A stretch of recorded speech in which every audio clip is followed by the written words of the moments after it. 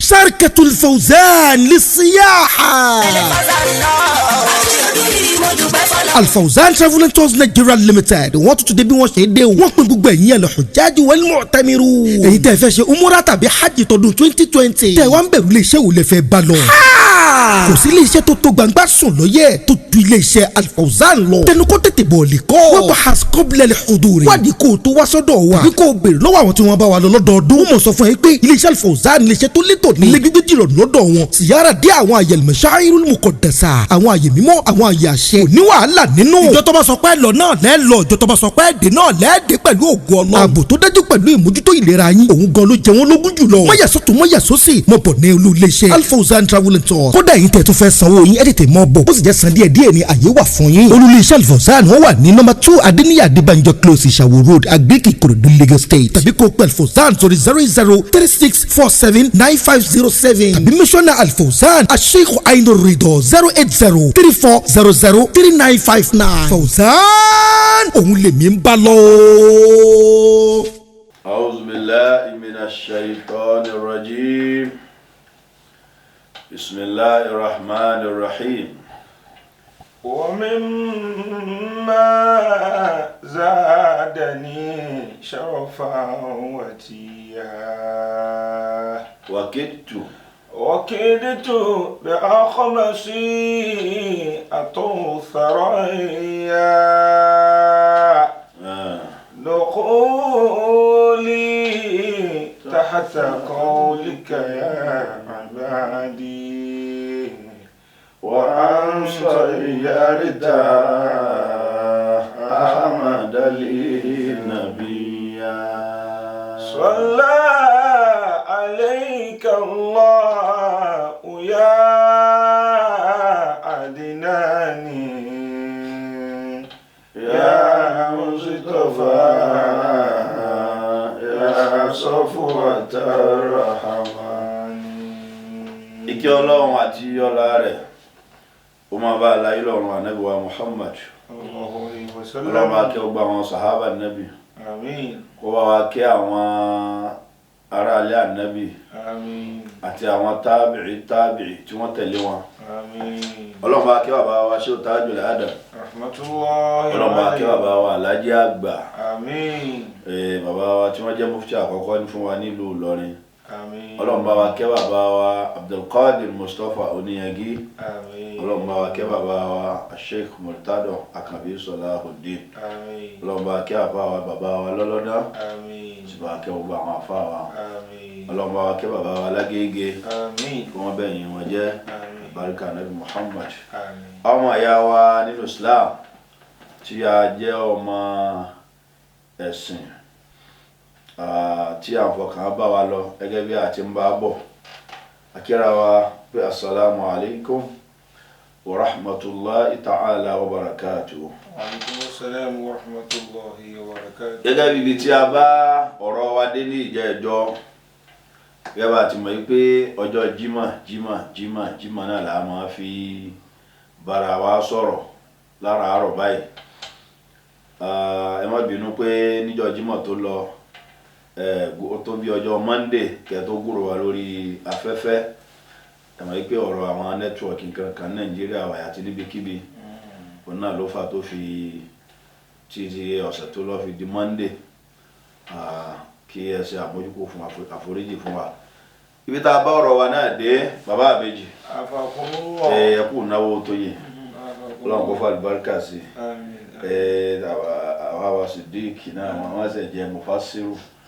bọ́dà fìlà oyè náà ni wọ́n gbé wá sí lónìí. Ọlọ́run kó jẹ́ àfẹ̀mí gígùn lò àti àlàáfíà ara. ọlá bàbá wa Alhaji àgbà alábàárikà bàbá Oníyangí ọlọ́mọ sàyẹ orí bẹ́ẹ̀ la hawla wala quwwata illa billahi al-aliyyil. abọ́rọ̀ wa débi wípé lérí ọ̀rọ̀ ọkùnrin àti obìnrin tí wọ́n fẹ́ra wọn. a sọ̀rọ̀ nípa ojúṣe ọkọ síyàwó, a sọ̀rọ̀ nípa ojúṣe ìyàwó sí ọkọ. bó bá wá lọ bẹ́ẹ̀ tí ojúṣe ìyàwó àti ọkọ yìí tó lọ déédé àti ojúṣe ìyàwó àti ọkọ yìí tí ò lọ déédé, Al-Qur'ani tá ń bá bọ̀ táwa bá débi wípé wàláàtì takhafuna nushuzahunna. أعوذ بالله من الشيطان الرجيم. ما شاء الله. بسم الله الرحمن الرحيم. واللاتي تخافون نشوزهن بارك الله فيك. فعظوهن وهجروهن في المضاجع واضربوهن.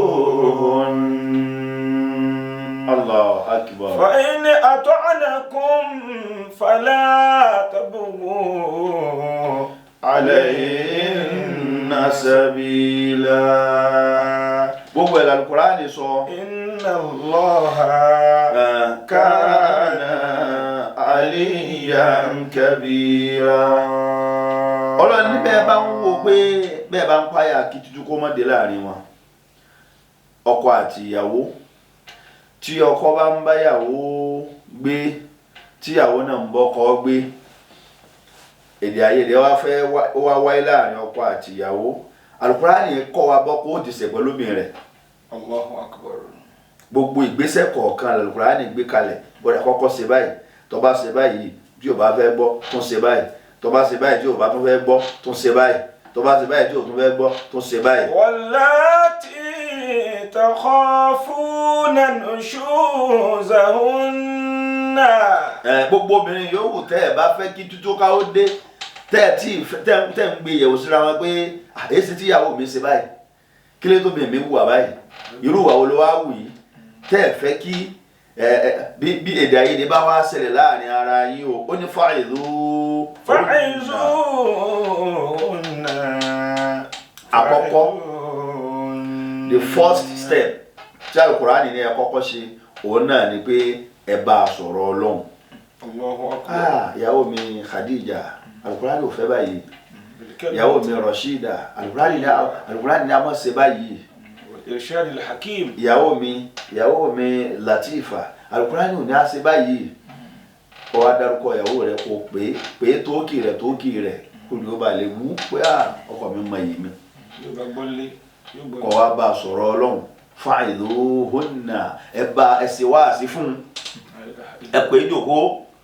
Pàápàá jùlọ àwọn ẹ̀rìpá àwọn Yorùbá wọ́n fẹ́ràn láti máa ṣe nǹkan kan tí èdè àìyedè bá ṣẹlẹ̀ láàrin ọkọ àtobìnrin, wọ́n wà ní sùúrù fún bóyá lóru tó ti sùn, ìyá alágbájá tètè mo fẹ́ bọ̀ sọ̀rọ̀. Wọ́n ò pé àsìkò náà ara rẹ̀ ó balẹ̀ díẹ̀, wọ́n á ní ó sì wó táwọn ọmọ tá a tẹ̀ bí kalẹ̀, kódà bẹ́ẹ̀ bá ti bímọ pé ìjà náà láwọn wá jà gbogbo ìgbà. Al-Qur'ani ò fẹ́ bẹ́ẹ̀ ni ní fi ń bọ́ ọjà.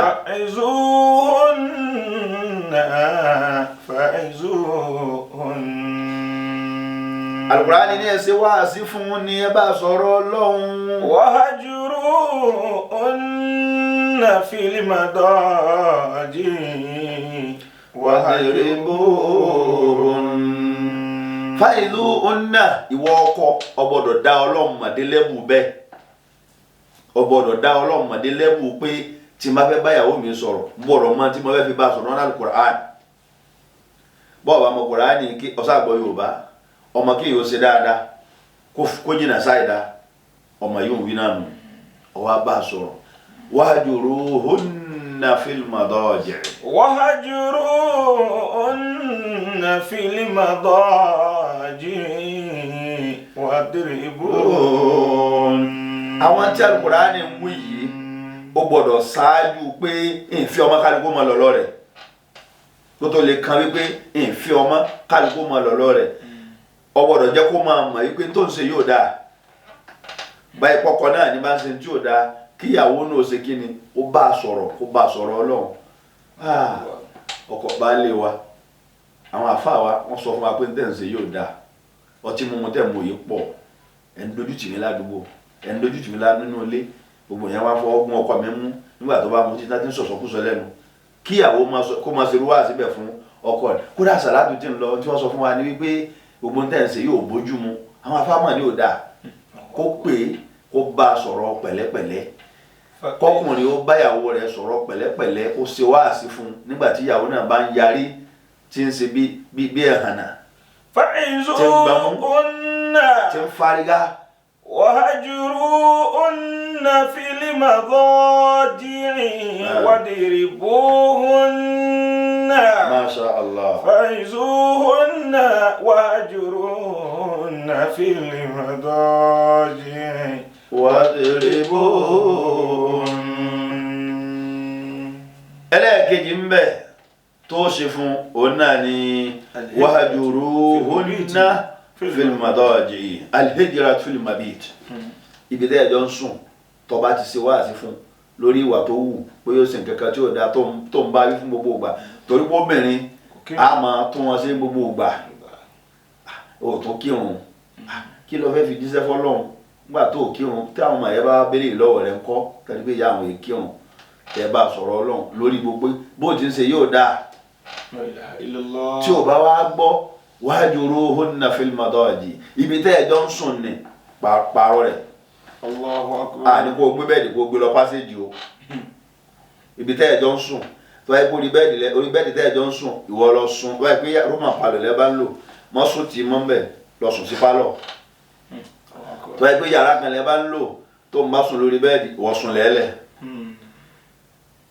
títí tó ń ná fi wo pé bàbá Rasida sẹ́nu eléyìí náà wá ní bàbá àbèjì sẹ́nu eléyìí náà wá ní.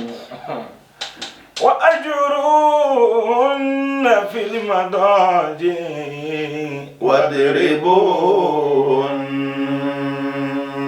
واضربوهن في المضاجع bàjẹ́ borí bẹ́ẹ̀dì náà lẹ bàbá tẹ́ ẹ̀ máa kọjú síra yín sùn wọ́n kẹ̀yìn sí wọ́n kọjú sógiri. ntàlùkùrá ni torí ẹ̀ fi sọ eléyìí láti fi kọ́ wa lẹ́kọ̀ọ́ ni kì í ṣe pé láti lè fi tẹ́fẹ̀ẹ́ ẹnu ara rẹ kọ́ ẹni tá a sùn tì tí o bá ti jẹ́ pé ń ṣe nǹkan mi ta tẹ́lẹ̀ torí pé ẹlòmíì ń bẹ bọ́kùnrin òsùn tí lóṣù kan ó tún tẹ́ ẹ lọ́rùn ó bá àwọn yẹn kọjú ẹ má wulẹ̀ kọjú sógiri ó bá yá yẹn tó kọjú sí sámà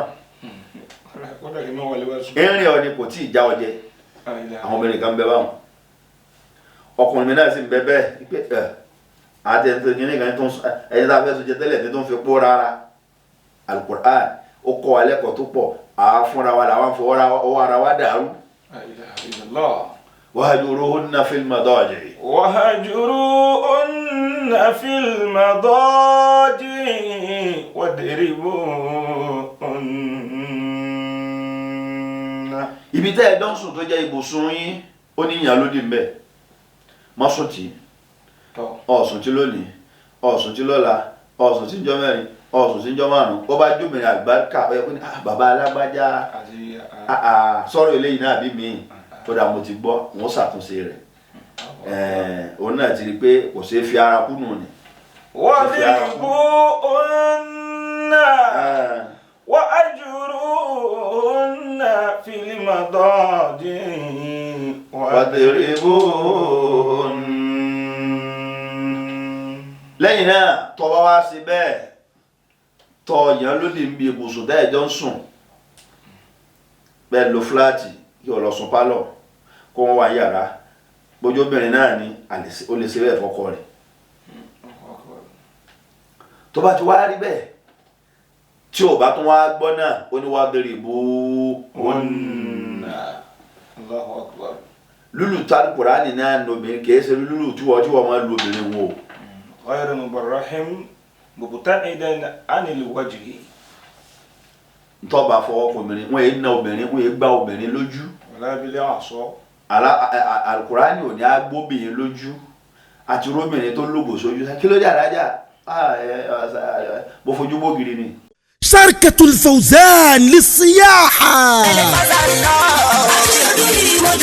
الفوزان Travel and Tours Nigeria Limited wọ́n tún ti dé bí wọ́n ṣe dé o wọ́n pín gbogbo ẹ̀yin al-Hujjaj wal-Mu'tamiru èyí tẹ́ fẹ́ ṣe umura tàbí hajj tọdún 2020 tẹ́ wá ń bẹ̀rù lè ṣe wò lè fẹ́ bá lọ.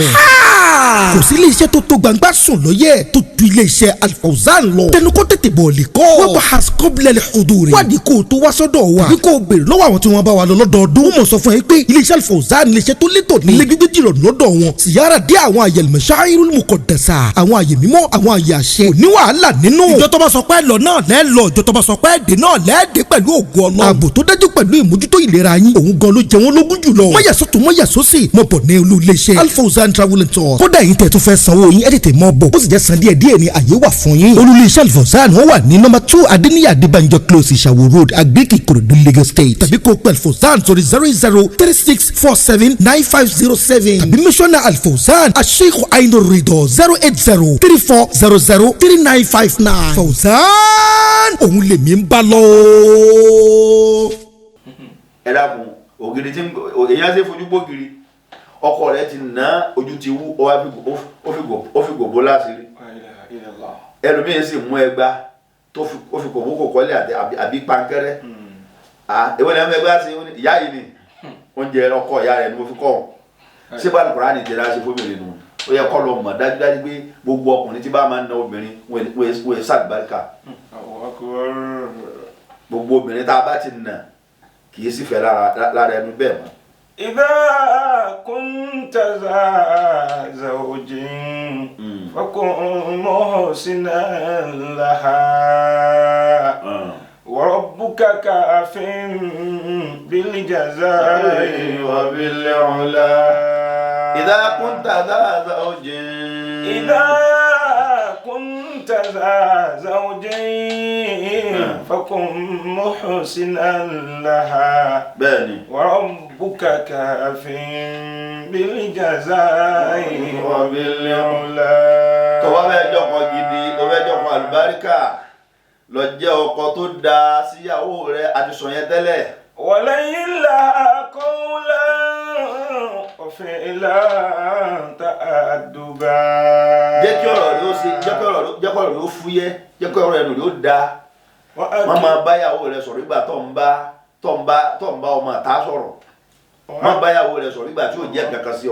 وأكثر لها المعروف بالجد والهدى sì jẹ́ kí ìgbìyànjú rẹ̀ ó pọ̀ lórí pé kíyàwó rẹ̀ ó mọ̀ wípé òun lọ́kọ gidi. وكن مطعما ẹ ń bọ̀ kó sì jẹ́ni tí ó máa tóyàwó rẹ̀ sọ́nà nílànà ìgbésí ayé rẹ̀ àti lọ́nà ẹ̀sìn. وكن مطعما ممن طعمت بلا ونا kò sì máa fún lóúnjẹ. وقدم لها كسوة يا أخ الوفاء máa fún ìyàwó rẹ ní jíjẹ máa fún ní mímu má fi gbè pa torí wọn náà tó fẹsẹ̀ gbogbo tá à ń sọ yìí ó gbọ́dọ̀ ti tọ́jú àwọn ìgbésẹ̀ tá à ń wù yìí ó gbọ́dọ̀ ti wà láàrin. وكن صابرا لا تدرب الوجه مغضبا má sì máa gbá ìyàwó rẹ lójú sùúrù ni ó ṣe ìwọ ọkọ ìyàwó. وحفظ لسانا ẹlòmíín tó wà mọ ẹsẹ̀ ẹja yóò máa wá kí lẹ́sẹ̀ من قبيح yóò máa kí ìyàwó rẹ lẹ́sẹ̀ a ní máa fi ẹsẹ̀ yóò bò fún ẹ la ilaha illallah. ولا تك هجارا لها دون بيتها má wàá máa báyàwó rẹ jà kọ́ wá lọ fẹ́ kó mọ̀ rí ọ láàrin oṣù kan. لا إله إلا الله wọ́n náà ti máa pẹ́ ní tó rìn ní kò mọ́ ìyá náà ló tó bá wọn tọ́ wa lọ lóṣù kan tí ò mọ ibi tọ́ wa. ولا تك كالإبانا لها من ذوي الجفاء má tírìtì ìyàwó rẹ bí ọmọ ọ̀dọ̀ kódà ọmọ ọ̀dọ̀ gan ká tírìtì ẹ̀ bí ọmọ tá a bí. ẹrú ní bàbá ọ̀nà ló jìn ẹrú ní bàbá ọ̀nà ló jìn bá a ti gbẹ́rù labọ́ mọ́ náà. فعظوهن وأجروهن في المضاجع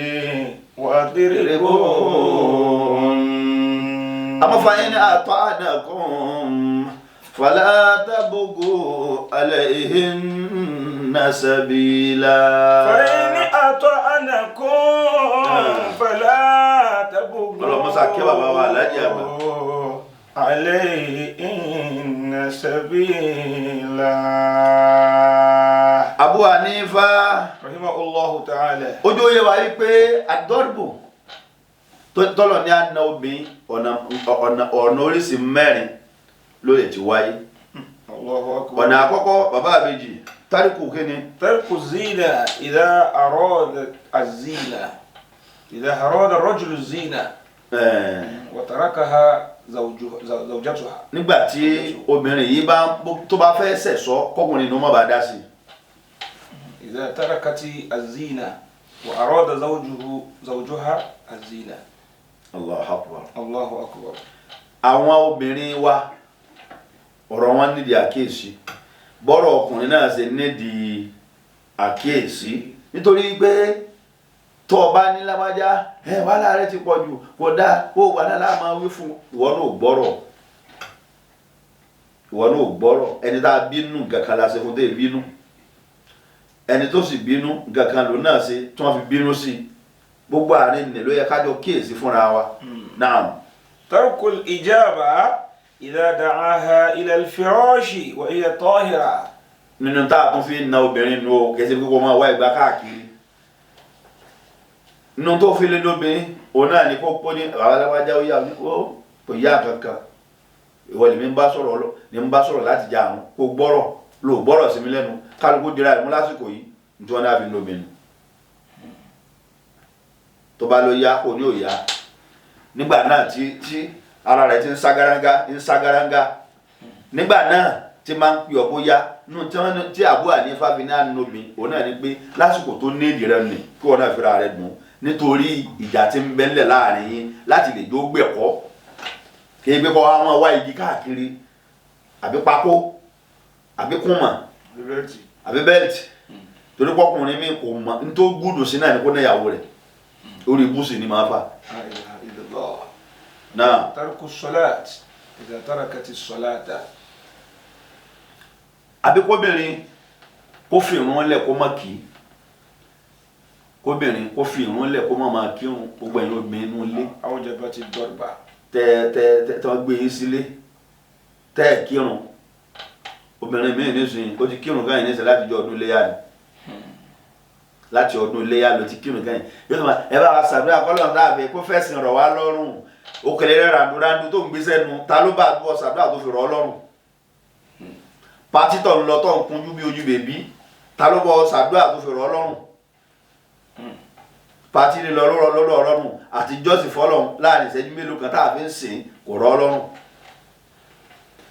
nínú tá a lè torí ẹ̀ tá a lè fi lè nu obìnrin yẹn wọ́n sì sọ bá a ti lè nà nínà kéèyàn kó nǹkan mọ̀ ẹlẹ́sẹ̀ kì í ṣe pé kọ́ wa lọ yọ pákó àbí kọ́ wa yọ ẹsẹ̀ tì yóò wọ ara alẹ́ máa wá ní bàbá alábàjẹ́ ẹsẹ̀ sùúrù máa rí kí mo nà pa níṣẹ́ máa rí kí mo nà pa òun náà ti mọ̀ mí pé ibi sọkọ tó dẹrùn ṣé tí wọ́n ní àfi lóbìnrin nù ṣé bá ti ní wọn lóbìnrin nù gbogbo ọkùnrin tí bá sì máa ń lóbìnrin wọn yẹ ṣàṣeyọrí níjọ́ tí wọn náà bá gbé lílu obìnrin lẹ̀ tọ́ fọwọ́ kan mọ́ ẹgbẹ́ tọ́rọ̀ bá ti dé ọba sọ̀rọ̀ àbí kọ́ pàtì sáàyè rẹ̀ lásìkò náà wọn náà rí kọ́ ọmọ ṣàṣeyọrí nínú ayé. الخروج من البيت بغير إذنه. nínú tó lè fi jẹ́ kéèyàn ní obìnrin ẹ̀ gómìnir ó máa jáde nílé láì dágbére fọ́kọ rẹ̀ ní ìtí ò bá ojú mu.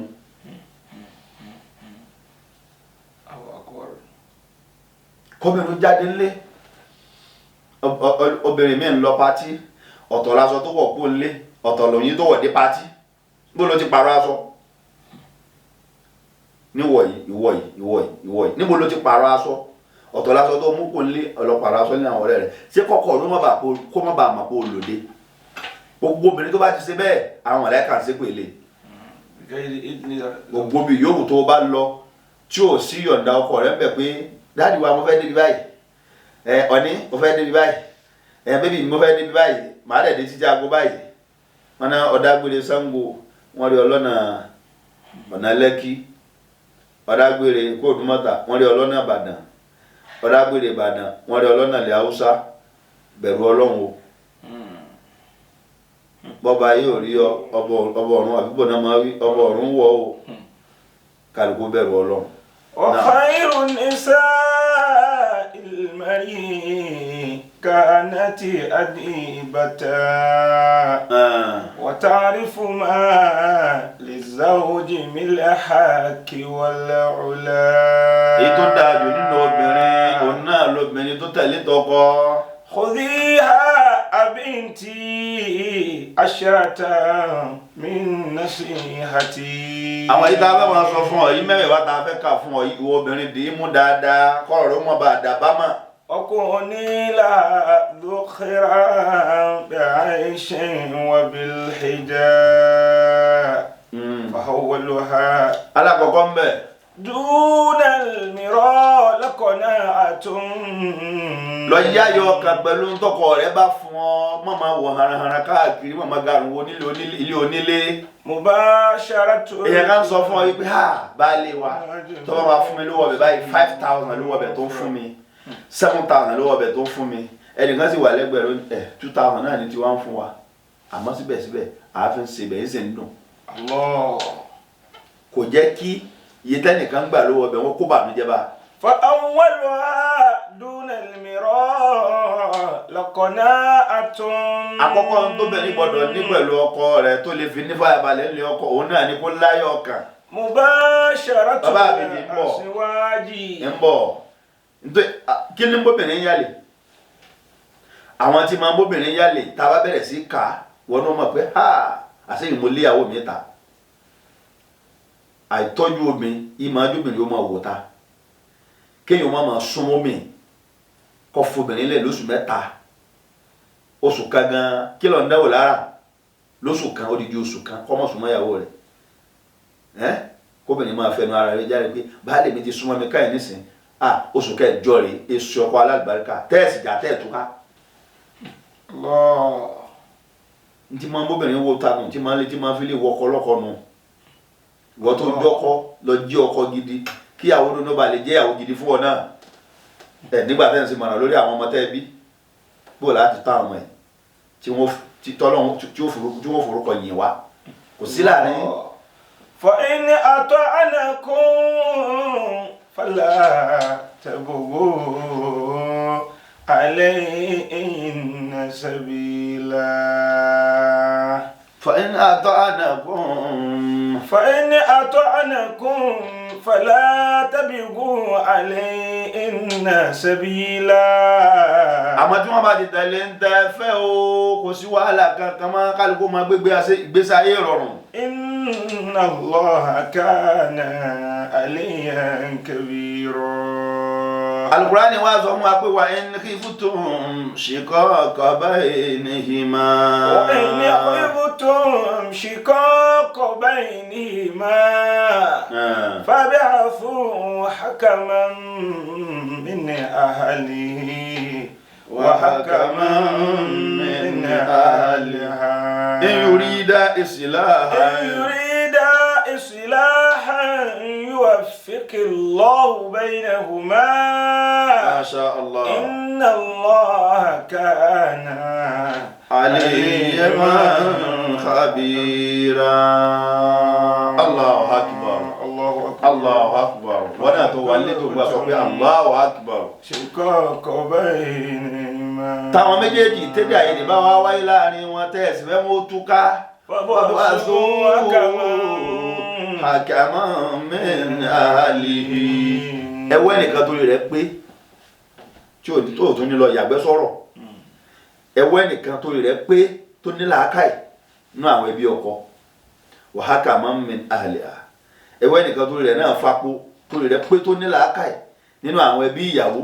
إن يريدا إصلاحا يوفق الله بينهما. bó bá ti pa níyà pé wọ́n fẹ́ tún ṣe ni wọ́n dà Ọlọ́run fún wọn ṣe kòńgẹ́ rẹ̀. Allah. kí wọ́n má jẹ́ pé ẹni tẹ́ ẹ̀yìn ẹni tí ó débẹ̀ tó ní máa pé ìwọ ọmọbìnrin yìí èyí tí ń wọ̀ tipẹ́tipẹ́ ìmọ̀ pé wọn kàtá báyìí lọ́ọ̀yà. ọmọ wa yóò burú tó yìí. ìwọ lọ́tọ̀ èyí sòkúròrò ìwà tí wọ́n fi tọ́ yín lé yín lọ wá fẹ́ gbé wálé tiwa kó má jẹ́ ọkùnrin tí ó tún débẹ̀ tí ó tún yàgbẹ́ sọ̀rọ̀. Allahu Akbar. kó jẹ́ ẹni tó ní làákàyè kó jẹ́ ẹni tí ó mọ̀ yìí pé bàbá ti gbọ́rọ̀ kálí náà bàbá kọ ẹsẹ̀ wọn o mo dúpẹ́ sá ó dà mo ti gbọ́ tó fún wọn ní sùúrù táwọn ilé ti ọkọ náà tí wọ́n fún wọn ní sùúrù bàbá ti ṣerú eléyìí òpinya ò ní máa ṣẹlẹ̀ láàrin ọkọ àti obìnrin ìdálémosó ò ní pọ̀ bí ìdálémosó obìnrin ti pọ̀ bẹ́ẹ̀ ni tọkùnrin ní náà bẹ́ẹ̀ o tọkùnrin wà tó yẹ gbé fúnra rẹ̀ yóò máa dáná fún rẹ̀ yóò máa ṣe gbogbo ẹ̀ yóò tún gbáwọ́ yóò lọ fẹ́ lọ ránjẹ. married but single. ó ti married àmọ́ single náà ló sì wà àdágbé àdáfà ọkùnrin. tá a bá ti fẹ́ kí irú eléyìí ó máa ṣẹlẹ̀ àwọn ìgbésẹ̀ tí Al-Qur'ani ní agbèrè tá a fi ní sábàámà ara wa pé kí ló dé tí mo fẹ́ yàwó tá a fi ní sábàámà ara wa pé kí ló dé tí mo lọ́kọ.